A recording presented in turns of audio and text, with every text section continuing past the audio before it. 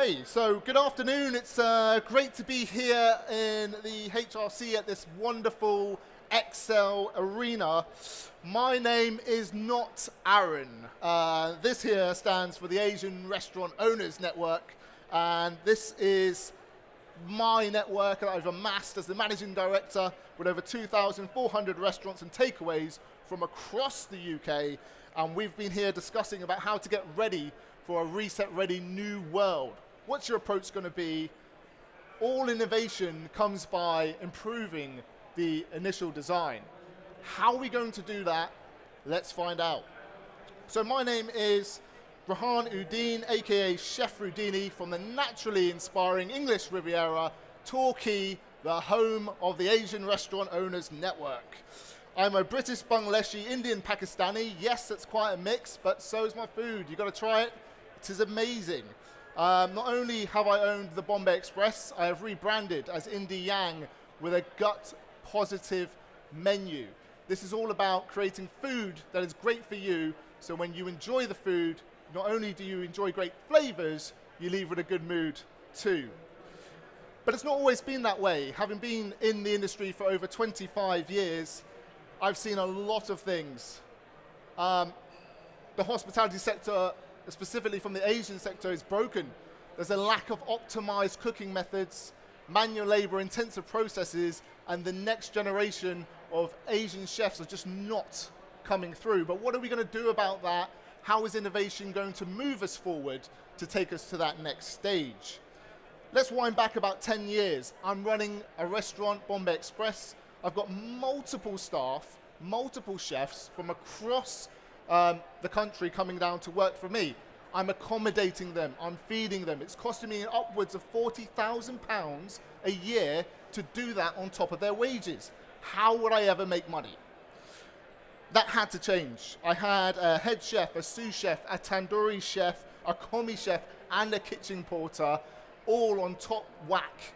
And how as a restaurant are you able to do that? Right now, we're seeing across hospitality, in tune with Brexit and other elements in terms of ingredients going up, that there isn't room for profits in hospitality unless you make digital changes. And that's really what we're going to focus on today. We know about handwritten orders. This is old hack. We shouldn't be doing this anymore. There are large mass-produced menus, manual labor-intensive processes, and a lack of digital integration. All of these things are costing you more money than you really know about. But let's unpack this further. I used to have a large menu of 200 items, mass-produced. If you go to any Indian restaurant, you'll see the same menu, you'll see the same items on the menu, and it will be constant that you'll get the same type of food, mass-produced and not produced fresh to order, because the system has not been built in that way for you to be able to do that. As things have changed, we've looked at going from 12, 25 kilogram bags of onions that we would peel on a weekly basis, sometimes at 3 o'clock in the morning, trying to get ready for the next service. Bonkers. We've had to change all of those elements. How are we going to do that? When we were actual butchers, we were a bakery, we were an onion peeling factory, all within a small restaurant. We're doing multiple hours that did not need to be done. So the first place to start was obviously the menu. We needed to look at, oh, not this one. This is what people would generally see as the PR elements of Indian restaurants. Floral carpets, velvet curtains, the backwards elements. But we're changing from all that. We're moving into the future, we're innovating, and we need to move forward. So what are the issues with the original design? We can see multiple aspects that were causing us issues. But when we look at a menu, we look at a menu that is filled with onions. You would go into an Indian restaurant, you're likely to have poppadoms, you're likely to have onion chutneys, followed by an onion bhaji, followed by a curry that has onions in the sauce. This is onion overkill. And the onions within those dishes are causing you to bloat. They cause expansion within your stomach. So what's happening with that, after the end of the meal, you're feeling bloated, completely out of sorts. So we redesigned the menu with that in mind. Anywhere that we could see onions were being overused, we eliminated it. From that, we created a menu that was far more lighter and more receptive for our customers. We went from 12 bags of onions a week down to 3. Huge savings, not only from time, from staff having to peel these things, and then also from a point of view of wastage. You're paying to get rid of all of these peels. If you look back into the 80s and how the first naan was ever made, you'd notice that it was made on an oven door. They would close the oven doors, heat it up to the maximum temperature, open it up, slap it on, that's a golf swing right there, straight onto the door, close that, and it would heat up and you would see the naan coming up. However, charcoal clay ovens came into effect in the 90s and caused all kinds of damage. A lot of smoke, a lot of soot, all of these things that were just damaging for restaurants. You can see here there's 2 types of tandoori oven. This here, although people claim it to be authentic, is a gas tandoori oven. This is not the authentic tandoori oven like the charcoal one. And here you'll see a naan machine. The difference between the two is you're going to put your arm in a hot kiln at 400 degrees and slap dough onto the side of a clay oven, risking limbs, literally, or you're going to train to work on a piece of equipment like this, where you just lay it down and the rotating disc goes in and comes out. The difference between the two is you need about 6 years experience to run this one, you need a day to run this one. And that's how we're innovating within the industry to change the approach. We're out with the old, we're in with the new. This is highly inefficient. It's an inefficient way of cooking. If you put a skewer into a tandoori oven, the lowest part will cook faster than the top. The middle, who knows where that is at? You're going to have to physically take it out, probe it, check it, and then try to work out, is it done? Is it overcooked? Oh, that will do. It's just not acceptable in this day and age. There should be precision cooking, and that should come about by using the right pieces of equipment. Here you can see the Rational iCombi Pro. This is cooking efficiency at its best. I've been using the Rational iCombi Pro for many years. We're talking about precision cooking. Every single piece of chicken tikka will be cooked perfectly to the right temperature at the right time. You'll even see how long it's going to take before it comes out. You've got multiple time to set up your plates, get all of that ready, and the skills that you'll need. You won't need a tandoori chef's 6 years experience to start skewering things and put them in a tandoori oven. These things can be taught to you. And with the support of Rational, you can get fundamental training as well, which is phenomenal help as you're trying to build your business and change the way that you operate.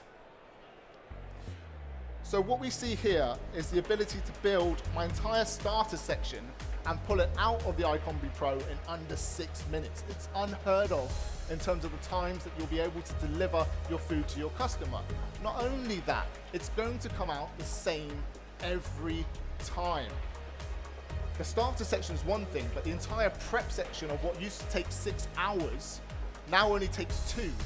The staff come in later, we're paying them by the hour, so our wage bill has gone down. Essentially, our overheads have been reduced by investing in the iCombi Pro. We've seen a lot of different things take place over the years, but the proof is literally in the paneer. You'll find that once you engage with a product such as the iCombi Pro, your whole menu can become so diverse. From being able to do chicken tikka, lamb tikka, and tandoori chicken, we're now doing Thai chicken skewers, fish cakes. We're able to deliver a whole host of different items, from go-in fish to be able to deliver things that won't break. Can you imagine trying to skewer fish into a tandoori oven and putting a skewer down vertical? You're just asking for trouble. With a roasting and baking tray, you're able to pull the absolute best fish you've ever tried in your life. And it's a phenomenal way of being able to deliver fantastic food to your customers. One of my key points is listening to my customers' feedback after they've tried the food. Constantly we get told, how is it so moist? How is the chicken so good? It's really down to the technology. It's the expertise, the experience is all down to the tech. So it's not really down to the individuals who are cooking it. It's down to the technology that's building it. We also have a self-clean function that is on the iCombi Pro, which may be doing more work than your existing staff. you can decrease prep times and cooling times as well, cooking times as well. So one of the examples I'd give you is we used to be able to cook chicken tikka. It would take time. You'd have to have a slow heat to get an even cook, and it was never that even in a tandoori oven. But within the iCombi Pro, it cooks evenly every time, and it's a 6-minute cook. We can do 30 kilos in 6 minutes. You wouldn't be able to do that in a tandoori oven. Absolutely impossible. The iVario Pro is another great piece of kit that we use. It provides us with the ability to do our lamb shanks in 40 minutes, whereas we were taking 2.5 hours before. It's an incredible piece of equipment. Over at N11, go and take a look. It's an incredible way that you can pressure cook, you can boil, you can fry, and you can deep fry. It's phenomenal. We will be getting to the point where we will only need these 2 pieces of equipment in the future. So look, you've enhanced your kitchen with a digital drop and drag cooking system that plays really well into the youth, speaks their language. They're all about touchscreen technology.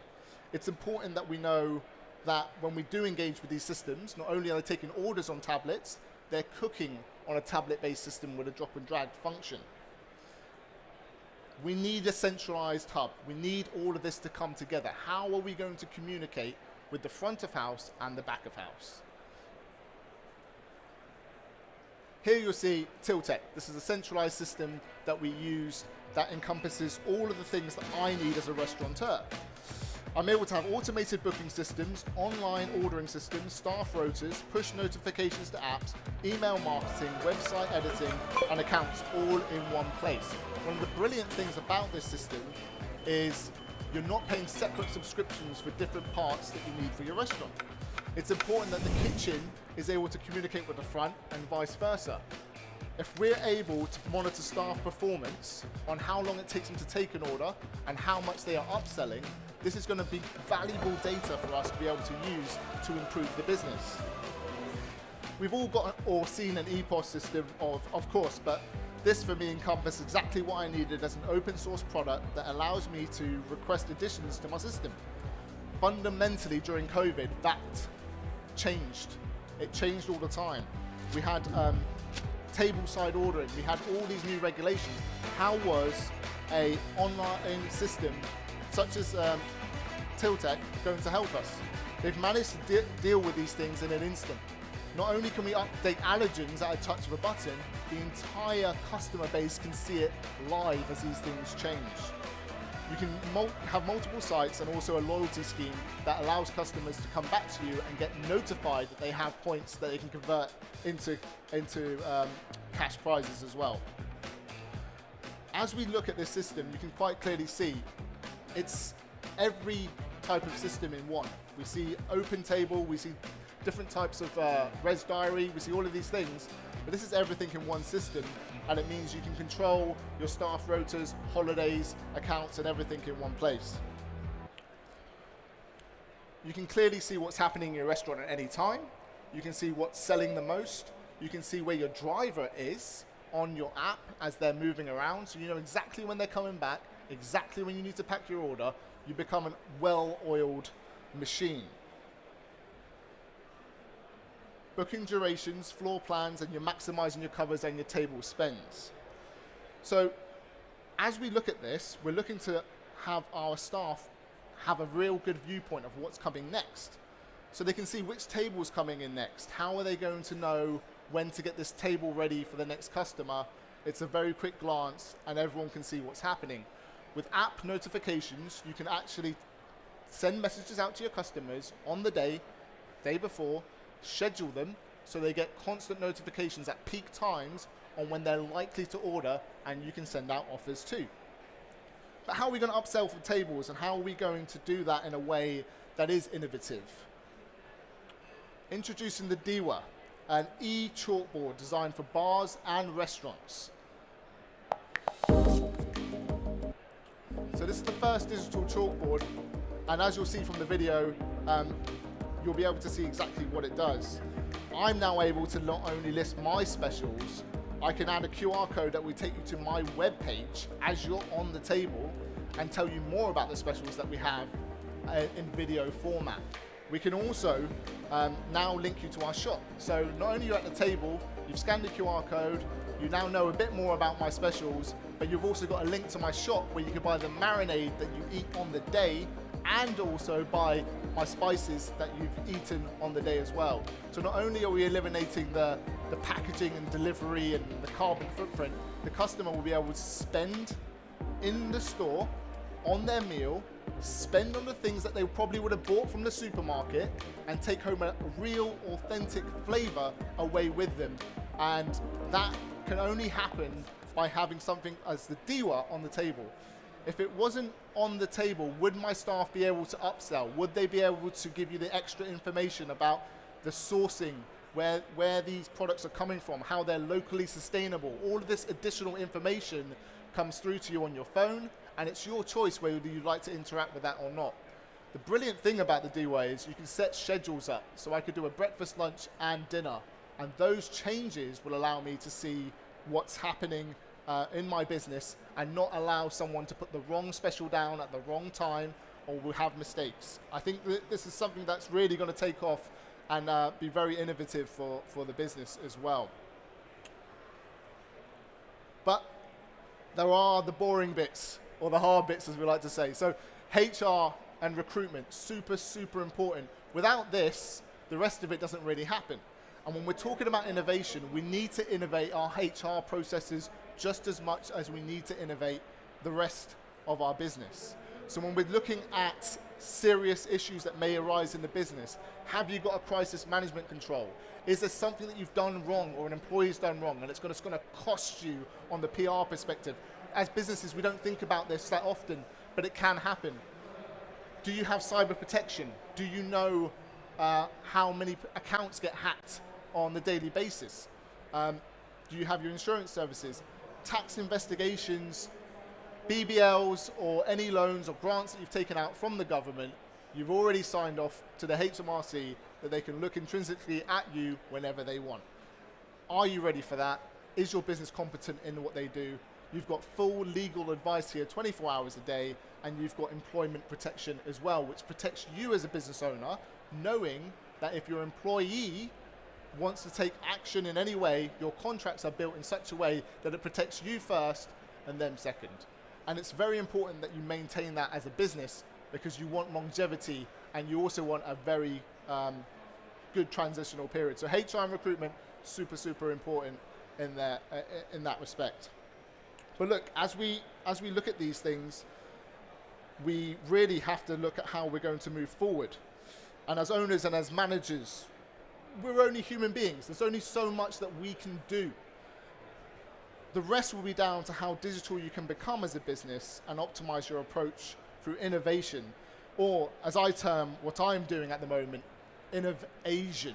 And we are making waves in the community of hospitality as we move forward to try and change the game.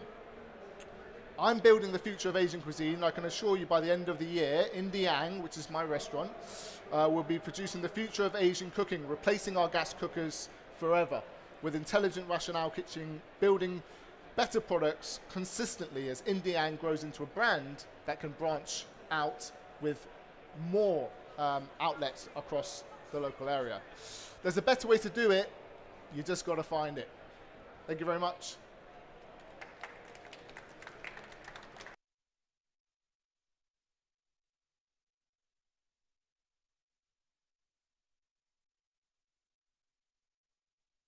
Any questions for anyone, or? Yeah. The tabletop Dewa. Yeah. Who came up with that idea? That's fantastic. Well, it's they're right there, so feel free to speak to Vlada. Wow. But it's a unique idea that I saw at an expo, and it takes away from the responsibility of the staff. You place Absolutely. the tasks upon them, and can they fulfill the task to the highest capacity? Maybe, maybe not. And with the recruitment shortages that we're facing now, it's really, really important that we have the right information at all times. And for us to be able to take control of that, in essence, I can be the one on a video from a QR code explaining your special to you at the table side. And how many chefs can have the time to come to the table? No, nobody. Impossible, exactly. isn't it? So Yeah. you can't be everywhere, and that's phenomenal. So- Well done. So if there's collaborations in the future and you're working with other chefs, you can push them into different areas and you can send them to different websites and you can actually start to create a whole new conversation. So as we're talking about positive gut health, and I know you're really interested in that sphere, it's really important that the messages can be conveyed, but continuously at tableside as you're eating. Yeah, and the adaption where you mentioned how they can purchase things in house. Yeah. Whatever the experience they've had that day with the spices or whatever the ingredients, to purchase it, that's a whole new another level that's never been thought about. Well, That's wonderful. yeah, and I think if you're offering cooking experiences, for example, and they want to know how to cook, I think people would sign up directly Absolutely. in a heartbeat. As soon as you've eaten great food, you just want to have that next element, which is eat, make, create, and all the taste buds are tingling at the time. You're signing up. You're led with the taste buds. That's just giving restaurateurs a lifeline, really. You know, you can sit back, you can own your own place, and you can say, I want to do this, I want to do that. But if technology matches our brain, this is wonderful. Well done. Thank you Thank very you. much. Thank you. You're very welcome. Brilliant. Thank you very much, everybody.